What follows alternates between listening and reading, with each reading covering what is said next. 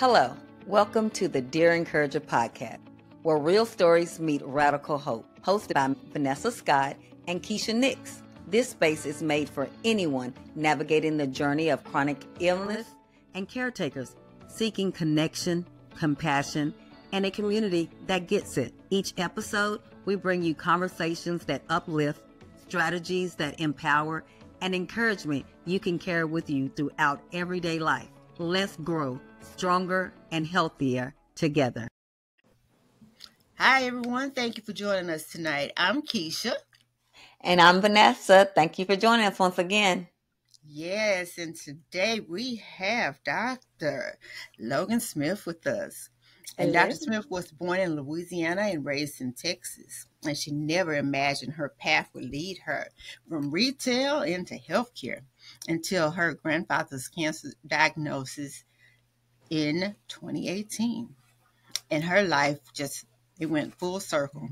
And then she moved back home to Louisiana and started working at the very hospital where she was born. And she became a dietary aide while balancing school, work, and life as a single parent. And little by little, her passion for caring for others grew. From dietary to the unit secretary to CNA, then an LPN, RN, and beyond. She climbed step by step, and always chasing knowledge and experience. Along the way, she cared for patients across pediatrics, geriatrics, and med-surg, medical surgical telemetry, each role shaping the nurse and leader that she is today. Fast forward to May 2025. She proudly earned her doctorate in healthcare administration. Now she serves as a regional clinical educator with dreams of one day stepping into the CEO, which is the Chief Executive Officer of the Clinical Nursing Officer role of a major hospital system. Through it all, one thing has never changed: her heart for the people and her gift for turning experiences into stories worth sharing. And her belief is that healthcare is about to be much more than medicine, but it's about humanity.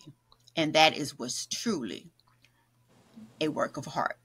So thank you so much, Dr. Smith. My God, it just seems so strange to call you Dr. Smith, but I just feel like I was just at your high school graduation. I know. To have you on here today. You can imagine how I feel when people find out my age. They're like, "You're only 30?" I'm like, well, you don't have to call me doctor. It comes with a doctorate, but I'm just like, I'm not walking around forcing people to do it. So it definitely is taking some getting used to hearing that from peers. So you earned it. So yes. Well, just in my setting, since we work so closely with doctors, I just try not to confuse people because I don't want anybody to ever think I'm a physician in that realm. But like if it's presentation or like academia, I use that role like when I'm doing clinical practicum, things of that nature. So because yes, ma'am, you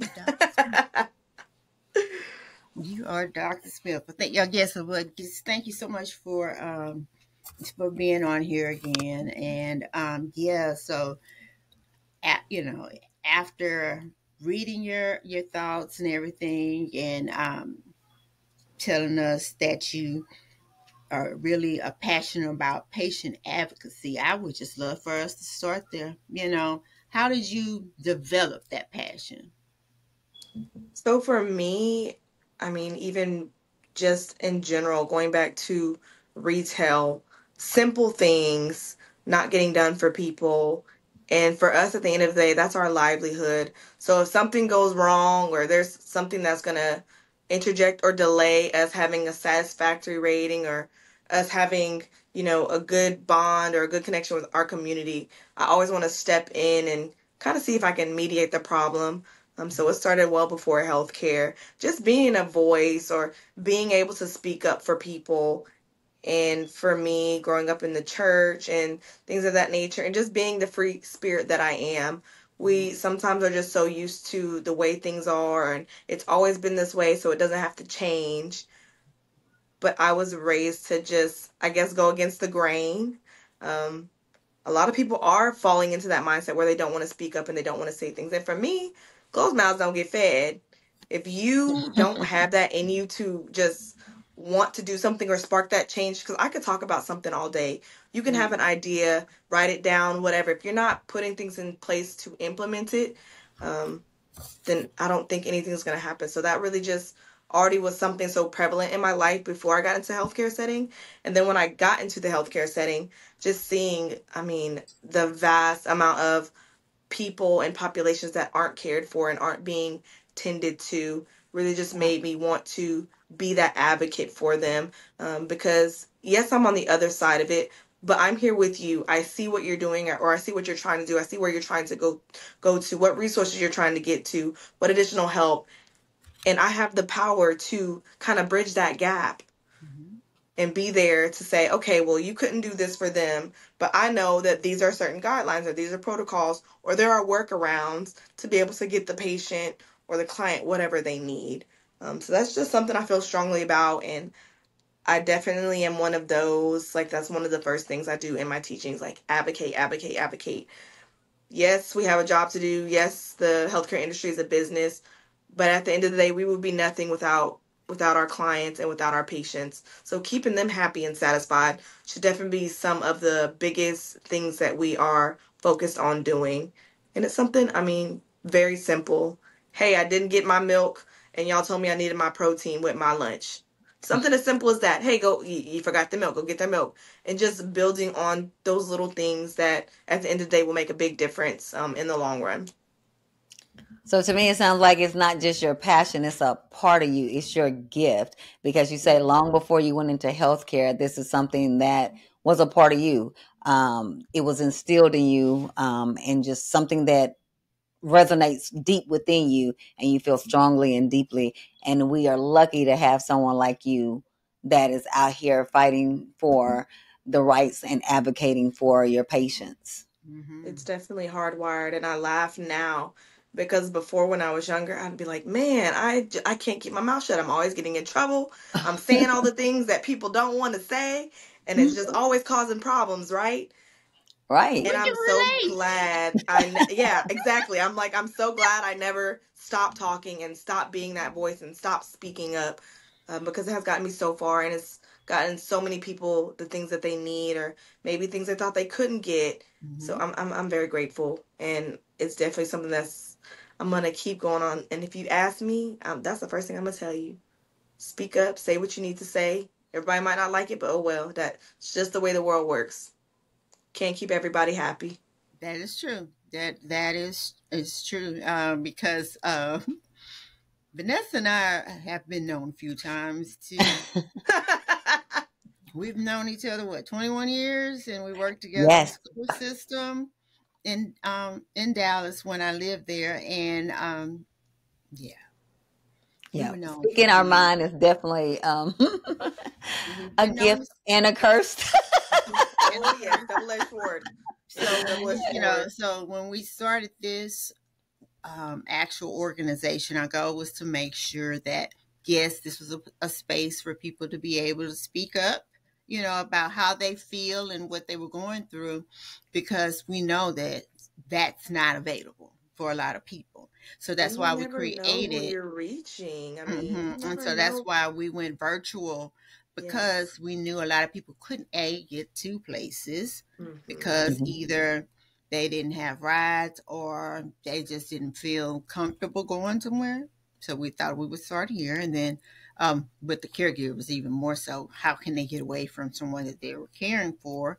So that's why we started here, and our goal is to offer resources for people here if they need it, and that's why we bring people on to talk about different resources and just having different people to talk about things like joy and happiness, and having therapists available, because we know that is needed, and sometimes those people don't know that it's available. Yes. So and also to, as you were saying, to give them a voice, because that's what I heard when you were saying, Logan, that you're advocating and helping them create their own voice, because sometimes people, even Keisha was getting on to me when, I was, a lot of times we're taught that when we speak of ourselves and we talk about ourselves, that it's boastful, and we're taught, especially as women, to, I don't want to say dumb myself down, but dim my light a little bit. And so when we're allowing and teaching other people to speak up and advocate for themselves and be that voice and let people know, because a lot of times it's shameful to say I have anxiety or I have guilt for feeling some of the things that are just truly natural, that I'm sick and, I hate that I'm not able to do what the old me was able to do, or that I'm caring for somebody and the things I used to do are put on hold because I have to make sure this person is cared for in certain ways. So I think this is a big thing too, is allowing people this safe space to say the things that a lot of times we've been taught that, or told that it's not allowed, or it's bad etiquette or whatever. Yeah. And I feel like in some situations, it can be seen as, oh, I support this, but I'm going to support it quietly. Like, you're the scapegoat if anything goes wrong. You are advocating for other caregivers, and nurses, we know, are one of the biggest caregivers in the health field. Yeah, yeah. And now that we see that, more people are going to be getting sick, we got our baby boomers who are here, and now people are living longer. And, so now there are going to be more folks at home requiring more people to take care of them. What do you see that the future caregivers are going to need as they are having care for folks at home? I would firstly say, just even if you're not one that wants to go into nursing or anything healthcare, and you just like sitting or being a CNA or whatever, having a basic knowledge of a person's ailment that you're caring for, especially the people with those consistent clients. A big thing I find is people are like, oh, well, I just need it because the money's good. They haven't done any research. They don't know what this patient needs, how to care for them, what their disease may or may not progress to, and they're kind of just flapping in the wind and going as it comes. And I feel like that can be a huge problem, especially in today's time. Like you said, we're getting a lot of people that are sick. They're more sick. Diseases are advanced and mutating every day, as we know. Mm-hmm. And people are just truly not prepared. I find that, and this is really sad to say, but I find that a lot of people are losing trust in healthcare industries and not wanting to bring their loved one to hospitals or things of that nature. And they're wanting to do everything at home, whether it be because they feel like they're not going to get the care they need, or cost, or maybe they just feel like they can do a better job. And I find a lot of people steering away from hospital settings, away from long-term settings, and doing private, personal, in-home care. And if we're going to go that route, again, do we have all the supplies we need? Does this person need a specialty bed? Are they at risk for pressure injuries? And we need to make sure that they're getting protein. How is this person getting their nutrition? Are they on tube feeds? Like, are they eating? What does all of this entail? Do they have preventative measures in place at home? If they don't, is this something that I have to get from a hospital? Can I walk in a CVS and get it from the pharmacy? Things like that they're not doing research, more in-depth research, to kind of see how they can better care for their clients and things. So I think that would be my biggest thing as of now. Just all the things that I've been seeing with, like I said, people transitioning from those settings to more at-home settings. Knowing what to do. Even something as simple. If your patient's choking, do you know how to do the Heimlich? If they stop breathing, do you know how to check? Do you know where to check? Do you know that it's different for a child of a certain age versus an adult? Do you know how to do CPR? I have run into so many people that they're not requiring, when they're private sitters and all that, for them to know basic life support. For the sitters? Yes. And it's just If you know it, great. If you don't, we're not requiring it, so we're not going to press the issue because you should just be fine. You're just sitting, right? You're just monitoring. But that's the one time that something's going to happen to that patient or that client, and they're going to need it, and they're just oblivious. So more education. I mean, that's huge. And education is ongoing for everyone. So that's definitely a big issue. So I'm going to break down your top 3 from what I think I just heard. So first of all, definitely know for caregivers, whether you are a paid caregiver or a caregiver of a family member or friend, make sure that you know the patient's illness, what it is now and what it could potentially become. And second of all, make sure that they have everything they need there, whether it's medicine, whether it's the equipment, making sure that whatever that patient needs for his or her illness, they have it at home and able to utilize it. And then the third thing is to know what you need to do, know what your requirements are, and making sure that you know first aid. Yes. I'm sorry, I'm just shocked at some. Okay. Well, and I guess if they're not requiring it, I would, as a person who would just step out of the healthcare role for a little bit, if I'm like, oh, these people gonna pay me all this money and all I need to do is sit and watch the patient or make them lunch, that's easy. I got that. They're not requiring me to do extra or I'm gonna have to pay out of pocket for it. That's not gonna be at the top of my priority list of things to do. It's not until something happens that's when they're like, oh, wait, this person doesn't have this. They didn't do this. They don't have these implementations and things in place. So, just I an have learned observation. that they do get paid quite a bit in this area. Uh Some of huh. them get paid like nursing Yes. dollars. I was like, oh, Yeah. okay. That was something new to me. Let's see. So, just, since you're in the hospital and you are dealing with the patients, who are transitioning to go home, what kind of suggestions would you have for those who have chronic illnesses are being told that they are going to have an illness that will become chronic?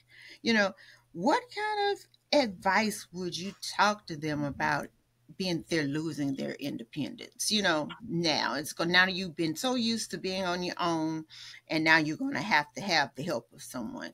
Could you offer any advice to them? That's really always a hard talk to have, especially for our older population. Like you said, they're used to taking care of themselves, and in most cases, taking care of others. And now it's the other way around. So for them, it's just like, well, I don't need your help. I've been the one doing these things all these years and helping you and helping myself. For those people, I really just say, and firstly, before I say what I say, I really try to make sure I let whoever is helping them know, let them do as much as they can. Like, you know that they're going to get to this level eventually, but they're not there now. Mm-hmm. Don't restrict them. Don't put them in that box and just, cut off everything, make them stop driving, chewing their meals or pureeing them, chopping their food for them. Let them keep their independence as long as they can.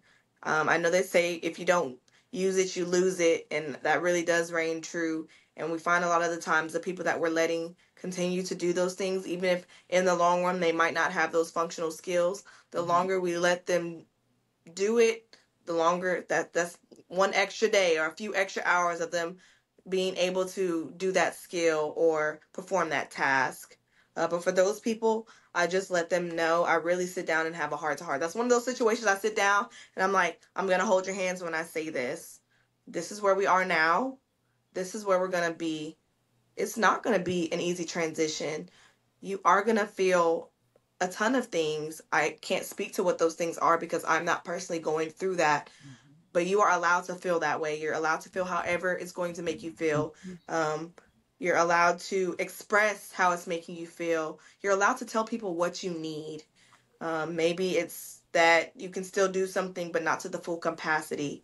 Just continuing to be vocal, continuing to allow people to, again, help you. but you can still tell them what you want to do or how much help you want at the time, if it's applicable to the situation. And just really gauge, after I do my little spill, really just gauge, okay, now that I've had this talk with you, like, how do you feel? What do you think will help kind of transition you, or what do you need from me right now? What can I get you to help you with your transition? Whether it's now, later down the line, is there something we can try to set up in advance? Things of that nature. And kind of just get the feedback that way after I have that talk with them. Because, like I said, it's not always easy, but I feel like it's something that it needs to be done. I can't just send you somewhere and not have had a talk with you. Oh, well, nobody told me that it was going to be like this. Nobody's had a talk with me to see how I felt. They just told me this is what it is and you have to deal with it. And that should never be the case for anyone. So definitely just getting, to their level, eye to eye, very serious conversation. They want to have it with family, friends, caregivers, whoever's helping, that's fine. But I really try to make it as intimate and comfortable as possible so that they just open up to me. Because who's to say? Sometimes we get them back in the hospital not long after, and sometimes we never see them again. Or sometimes it'll be a long period of time and they'll cross our mind and be like, hey, wonder what happened to so and so. And we might mention their name and be like, oh, because you know where I live. Everybody know everybody. Oh, so and so passed away, or oh, so and so like declined really bad and had to go to a nursing home, things like that. So just letting them know we're all human. It's okay to feel those things. It's okay to express those things. You don't have to be ugly about it. You may have some anger or resentment or things of that nature, but these are all things that we can figure it out. I feel like everything is figure outable. If you're flexible and you're just open, then you can pretty much do anything. I like that. You say you're very intimate with them and have those real conversations with them, but also allow them and give them permission to feel all the feels, because a lot of times I think that helps them because they don't. No one's told them, yeah, it's okay. You can be angry. You can be whatever, and it's okay. Feel all of that. Let people know that, you don't like this or you're upset about that, but still letting them know, okay, but you're still going to have to experience this. And, these things may be difficult, but it's just a part of what your new normal is. Yes. And a lot of the times the people around them, I don't think that conversation is had with the patient and the immediate support team. So when this patient does start experiencing those declines and feeling all these things and they're angry and they're lashing out, the people around them are like, what's wrong with you? Why are you acting this way? What's going on? And they're not really being, empathetic and sympathetic to them and the transitions that they're going through, which is hard to do because you're not them, but you also just need to understand, try to put yourself in their shoes. If that was you, how would you feel? You have to now depend on others. I can't drive anymore and go just down the street to my favorite ice cream shop. Or I can't have this food anymore because it makes my body react this way, or it doesn't mix well with my medicine. Just putting all these things into place. And I think it's so funny. I had a little mental health stint not long ago, and I had already been working as a healthcare worker. So using all the things that I use now, just being on the reverse side of that and being the patient, it's like, oh, whoa, you're not using any of these things I use. What are you doing? And kind of just seeing that, like you said, that's not always offered to them. And I didn't tell them I was a healthcare worker. I'm like, I don't tell anybody that. I want to see how you're going to act and what you're going to do. And I mean, no words. I had no words. That was the worst experience of my life.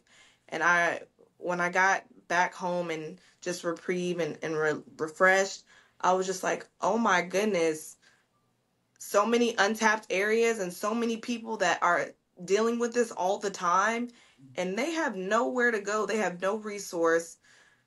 They have nothing. Or maybe their family tried to help them and it just was too much for them. Talking to them and seeing that they don't have any support. They can't go talk to somebody, oh, my family member's going through this right now. I'm having to take the brunt of caring for them. and I have all this stuff built up that I can't express to anybody. And it was just, it was a very eye-opening experience, to say the least. So, Well, I'm glad you took an opportunity to take care of you. me Yeah. too. I Because said I'm gonna let the lower handle it, because if I handle it, I'm gonna be in jail. because we don't do that. Let's be No. real. We really don't. As people, and also as people who work in the field of health and mental health. A lot of Yes. times, we try to Stigmatized. go and fix everybody else, but we Yep. forget we have to fix ourselves. So Yes. I'm really happy to hear that you took time to look out for yourself, because I am in the process of going back to doing that, because things get heavy and life be lifing. And so Yes. now I'm in the process of remembering I have to take care of myself, because I'm going through some things. It seems like the cycle has come back around on something, Mhm. and I'm like, again. But now, I think that's the hardest part, though. That was like, you can tell yourself, I need a break. I need a vacation. I need this. That was, for me, a hard stop. Like, you're not doing it. I'm going to put implementations and things in place to stop you, because you're not taking the hint. And it's Right. like, okay, I didn't want to sit down, and I got Mhm. sat down, and I did Right. not like it at all. I did not like it at all. Yep. But just, I'm grateful Unfortunately, for that's the that hard bought experience. lesson. Uh-huh. Oh, yes. you now it's time for me to set you down, and Exactly. And you have there's a no point of choice. no return until I say Yes, again. Yeah. Right. exactly. But yeah, Right. thank you for sharing that, because our people need to know. Yes. Sometimes the people who are suffering from health illnesses, and for those who caring from them, you got to take care of yourself, And it's and scary and to talk and about. I and think you people got will to feel let that judged. go, because Yes. either you gonna yes you start to do the little steaming like the tea kettle for a minute, but Uh-huh. eventually that kettle gonna start going off, and everything gonna start coming out of everywhere that kettle, Yep. wherever it can come out. So it's better Exactly. to go on and let somebody help you let it come out in a controlled condition. If we could just figure out how to get people to know it's okay to express these things, then Hmm. it will be much better. I feel like that will solve 85% of our problems. Mm-hmm. I agree. Well, I am just so glad that you came on. You just Yes. know that you're always welcome here. And yeah, thank We you. really And just appreciate all the know, I know information. you're starting up your podcast, and just know if we can help you in any way, we will be happy to help you. Yeah, but thanks so much for coming Thank on you and for having me. sharing. We feel your passion. I know that our viewers are going to actually feel it too, and Yes. continue on at the young age of 30 doing what Yeah. you're doing. I asked somebody, I said, do it hurt? Do 30 hurt? I'm asking for myself. Just know I felt like I finally started to get my mind in order at 35. Oh, That's Lord, all I don't tell can me tell that. you. Don't tell me Okay. that. But that don't mean you're gonna be me, and it'll take Right. you that.